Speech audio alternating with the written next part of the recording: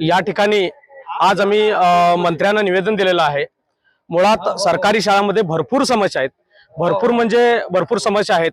सुरुवातीच्या काळापासून शाळेंची गळती असेल किंवा शाळेची पटसंख्या वाढवणं असेल किंवा शाळेत मध्यान्ह आहार असेल, या बऱ्याच समस्या असताना तसेच आता एक सरकारने नवीन योजना काढलेली आहे, मॅग्नेटिक योजना म्हणून, जे काही खेड्यामध्ये कमी पटसंख्या झालेल्या शाळा बंद करायच्या आणि एकाच ठिकाणी कुठल्या तरी 4-5 खेड्यांची एक मुलांची 4-5 खेड्यामध्ये एक मोठी शाळा भरून त्या ठिकाणी सर्व मुलांना शिक्षण घ्यायला लावण्याचा सुद्धा मॅग्नेटिक शाळा म्हणून एक योजना आणलेली आहे। ती योजना रद्द करावी अशी आम्ही सरकारला विनंती केलेली आहे।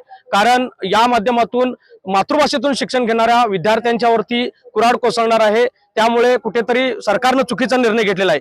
तसेच जवळजवळ 200हून कमी पटसंख्या असलेल्या शाळेमध्ये क्रीडा शिक्षकच नाहीत।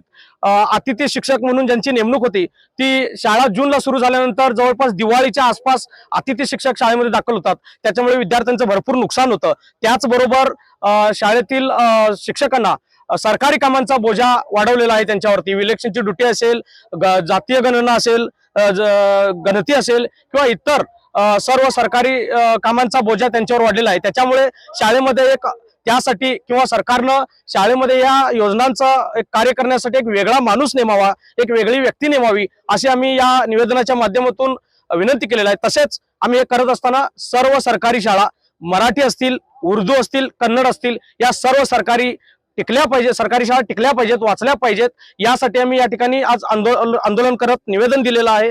आणखीन एक आमची प्रमुख मागणी आहे, जे लोक प्रायव्हेट शाळेमध्ये इंग्लिश मीडियम असतील किंवा इतर मातृभाषा सोडून इतर कन्व्हेंट शाळेमध्ये प्रवेश घेतील, त्यांना कोणतेही सरकारमध्ये नोकरी देऊ नयेत अशी आमची विनंती सरकारला आहे। धन्यवाद।